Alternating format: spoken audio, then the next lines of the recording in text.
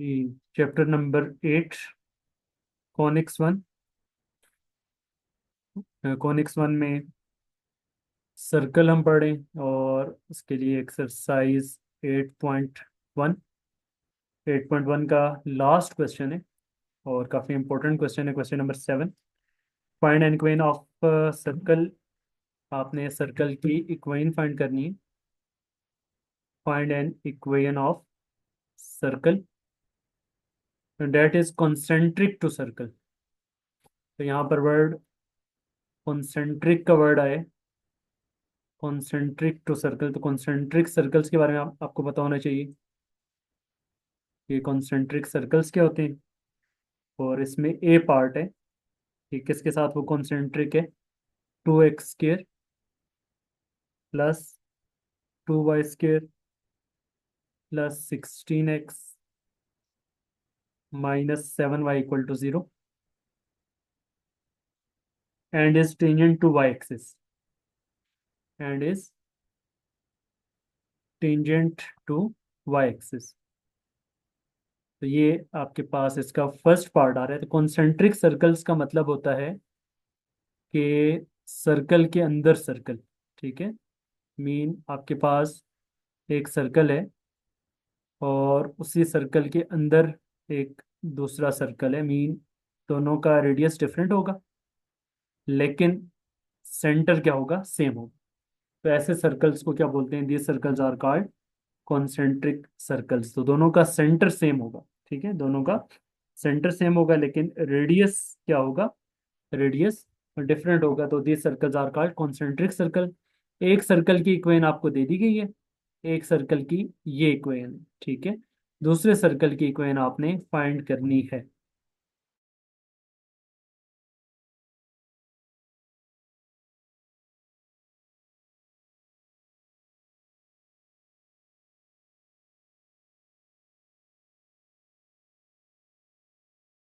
ये अब जिस सर्कल की इक्वेशन गिवन है, आप उस सर्कल का सेंटर जो फाइंड करेंगे तो रिक्वायर्ड सर्कल का सेंटर भी सेम वही होगा।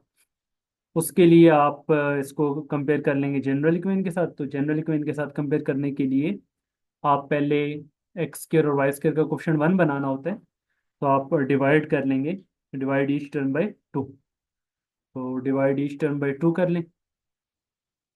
डिवाइड ईच टर्म बाय 2, 2 के साथ डिवाइड कर लें। ये हो जाएगा x² plus y² plus 8x minus 7/2 y is equal to 0। और जो जनरल इक्वेशन थी वो क्या थी, x² plus y² plus 2gx plus 2fy plus c is equal to 0। इसको जब आप कंपेयर करेंगे तो 2g किसके इक्वल आ जाएगा, 8 के। g की वैल्यू 4। 2f किसके इक्वल आ जाएगा, -7/2 के। तो y आ जाएगा, f आ जाएगा -7/4। तो g और f आपने फाइंड कर लिया। तो सेंटर का फार्मूला क्या था, जनरल इक्वेशन के साथ सेंटर हमारे पास था -g - f। ये बन जाएगा -4 एंड माइनस माइनस क्या हो जाएगा, +7/4। -4 and +7/4, this is the centre. ये आपके पास इसमें सेंटर आ गया।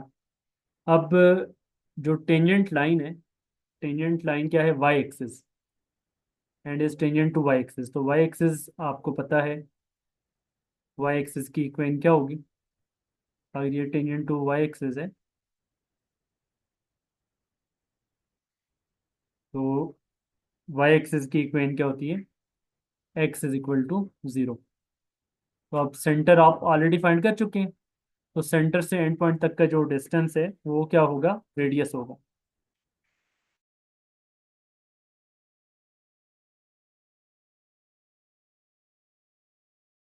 सेंटर से जो एंड पॉइंट तक का जो डिस्टेंस है वो क्या होगा, रेडियस होगा।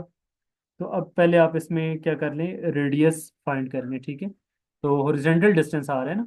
ठीक है, तो हॉरिजॉन्टल डिस्टेंस इसको फाइंड करने का जो है, जैसे मैंने क्वेश्चन नंबर 1 में करवाया था, सॉरी क्वेश्चन नंबर 2 में, कि दो मेथड्स हैं, पॉइंट और लाइन का डिस्टेंस से भी कर सकते हैं या फिर आप इसका देख लें कि एक्स एक्सिस से हॉरिजॉन्टल डिस्टेंस कितना बन रहा है, तो 4 यूनिट्स है, तो वो आपके पास रेडियस इसमें क्या आ जाएगा, आर इज इक्वल टू -4 की एब्सोल्यूट वैल्यू, ठीक है, तो रेडियस आपके पास +4 आ जाएगा। सही है, तो इस तरह भी रेडियस फाइंड कर सकते हैं, या फिर आप पॉइंट और लाइन का जो डिस्टेंस का फार्मूला लिखवाया था, ax1 plus by1 plus c divided by √a² plus b², इसमें ए बी सी क्या होगा, एक्स का कोफिशिएंट 1 है वो ए हो जाएगा, वाई का कोफिशिएंट वाई है ही नहीं, बी ज़ीरो, कॉन्स्टेंट टर्म भी ज़ीरो है, और ये जो पॉइंट है सेंटर का, ये सेंटर का जो पॉइंट है इसको आप x1 y1 कह देंगे, तो x1 आ जाएगा -4 और y1 आ जाएगा 7/4। तो पॉइंट और लाइन के डिस्टेंस में भी अगर आप इन वैल्यूज को पुट करेंगे तो उससे भी जो डिस्टेंस है, ये रेडियस, वो 4 ही आएगा। तो दोनों मेथड से कर सकते हैं, डायरेक्टली भी कर सकते हैं, और आप by using point and line perpendicular distance formula उसको भी अप्लाई कर सकते हैं। तो अब आपके पास रेडियस भी फाइंड हो गया, सेंटर भी फाइंड हो गया, तो सेंटर और रेडियस को यूज करते हुए, so equation of required circle is, equation of required circle क्या आ जाएगी जी, x माइनस एच का whole square plus y minus k का whole square is equal to r square. तो ये चाहे आप एच कोमा के का नाम दें या जी एफ का नाम दें, तो एच कितना है, -4 है, और के कितना आर है, के इज 7/4।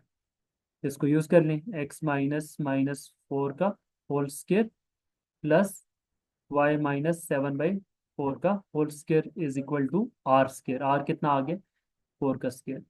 अब फर्दर इसको सिंप्लीफाई कर लें, तो सिंप्लीफाई करेंगे तो ये इस फॉर्म में ही रहने दें वो भी ठीक है, या अगर फर्दर सिंप्लीफाई करना चाहें तो फर्दर सिंप्लीफाई भी कर सकते हैं, स्टैंडर्ड फॉर्म में भी आंसर आपका करेक्ट कंसिडर होगा, वो भी इनकरेक्ट नहीं होगा, ठीक है। तो y -7/4 का होल स्क्वायर और उधर 4 का स्क्वायर कितना आ गया, 16। तो ये ए पार्ट का आंसर आ गया, पार्ट ए यहाँ पे कंप्लीट हो गया। कॉन्सेंट्रिक सर्कल का कॉन्सेप्ट, एक सर्कल की इक्वेशन हमारे पास गिवन थी, जो उस सर्कल का सेंटर है वो रिक्वायर्ड सर्कल का सेंटर भी होगा, और इसके अलावा फिर आपने जो टेंजेंट लाइन का कॉन्सेप्ट था उससे उसका रेडियस फाइंड करके स्टैंडर्ड फॉर्म में पुट करके सर्कल की इक्वेशन फाइंड करनी।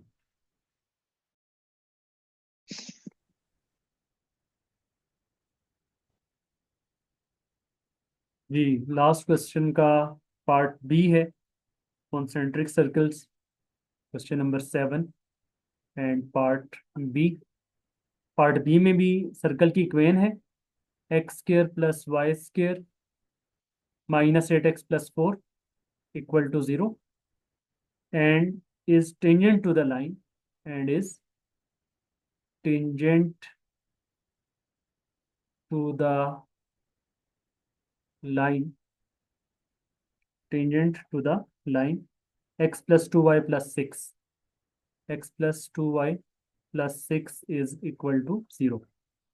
तो सर्कल की इक्वेशन आपने फाइंड करनी है, और जो इस पर कॉन्सेंट्रिक सर्कल है उसकी इक्वेशन गिवन है, ये जो अंदर वाला सर्कल है इसकी इक्वेशन हमारे पास गिवन है, दोनों का सेंटर सेम होगा, रेडियस डिफरेंट होगा, और साथ में जो जिस सर्कल की इक्वेशन हमने फाइंड करनी है उस पर टेंजेंट लाइन की इक्वेशन हमें दी गई है, that is x plus 2y plus 6 is equal to 0, ठीक है, ये टेंजेंट लाइन की इक्वेशन है।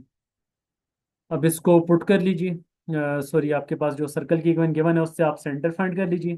सर्कल की इक्वेशन गिवन क्या है, x² plus y² -8x plus 4 equal to 0, ये +4 y है, ठीक है, इसको करेक्शन कर लीजिए। ये आपके पास यहाँ पे, सॉरी बल्कि नहीं, इसमें y वाली टर्म है ही नहीं, कॉन्स्टेंट 4 आ रहा है, ठीक है। x² plus y² -8x plus 4 equal to 0, इसको कंपेयर करेंगे, x² plus y² plus 2gx plus 2fy plus c के साथ इसको कंपेयर कर लें, तो 2g इक्वल आ जाएगा -8 के, 2f वाई वाली टर्म है ही नहीं तो 0 के, और कॉन्स्टेंट किसके, 4 के इक्वल आ जाएगा। जी की वैल्यू आ गई -4, एफ की वैल्यू आ गई 0, तो सेंटर होता है -g -f, तो माइनस इंटू -4 और -0, सेंटर आ गया हमारे पास 4, 0। सेंटर को आप एच और के से भी रिप्रेजेंट कर सकते हैं, तो एच की वैल्यू 4 और के की वैल्यू 0 आ गई। अब रेडियस फाइंड करना है। तो रेडियस फाइंड करने के लिए उसमें तो आपने डिस्टेंस फाइंड कर लिया था, अब इसमें आपके पास वो पैरेलल टू वाई एक्सेस या पैरेलल टू एक्स एक्सेस तो इक्वेशन नहीं है, बल्कि लाइन की इक्वेशन के बने। तो उसके लिए वो जो मैंने प्रीवियस पार्ट में आपको दूसरा मेथड, अल्टरनेट मेथड भी बताया था कि आप पॉइंट और लाइन का डिस्टेंस का फार्मूला यूज कर लें, तो वो भी रेडियस होगा। क्या आएगा, AX1 plus BY1 plus C divided by √A² plus B²। X का कोफिशिएंट A वो 1 आ गया, वाई का कोफिशिएंट B वो 2 आ गया, और कांस्टेंट टर्म C वो 6 आ गया। एच और के क्या होगा, सॉरी X1 Y1 क्या होगा, वो सेंटर होगा, और सेंटर हमारे पास आ चुका है 4, 0। तो X1 4 और Y1 0, इन पॉइंट्स को आप पुट कर लें इस फार्मूला के अंदर, तो रेडियस फाइंड हो जाएगा। तो ये बनेगा 1 × 4 plus 2 × 0 plus 6 divided by √A² plus B² mean 1² plus 2²। तो रेडियस हमारे पास आ गया 4 + 6 10, 10 divided by √5, 10 divided by √5 is the radius. ये इसका रेडियस आ जाएगा। अब आप स्टैंडर्ड इक्वेशन में इन वैल्यूज को पुट करके सर्कल की इक्वेशन फाइंड कर लें। So required equation of circle is x minus h का whole square plus y minus a का whole square is equal to r²।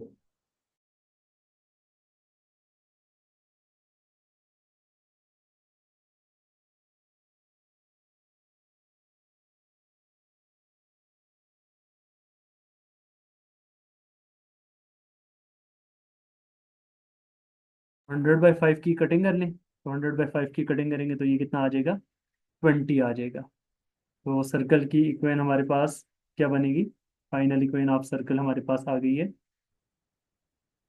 x² plus y² minus 8x, और 16 में से 20 सब्ट्रैक्ट कर लें तो कितना बन जाएगा ये, 16 माइनस 20 माइनस 4 इक्वल टू 0। तो this is the required equation of circle. Concentric circle में एक सर्कल की इक्वेशन गिवन थी, और ये दूसरे बाहर वाले सर्कल की आपने इक्वेशन फाइंड कर ली, जिसके साथ कंडीशन गिवन थी कि टेंजेंट लाइन ये उस पर टेंजेंट लाइन है, तो उस सर्कल की ये फाइनल इक्वेशन हमने फाइंड कर ली, that is concentric to this circle. Concentric circles क्या होते हैं, जिसमें सेंटर सेम होता है लेकिन रेडियस क्या होता है, डिफरेंट होता है। तो ये आपका बी पार्ट कंप्लीट हो गया।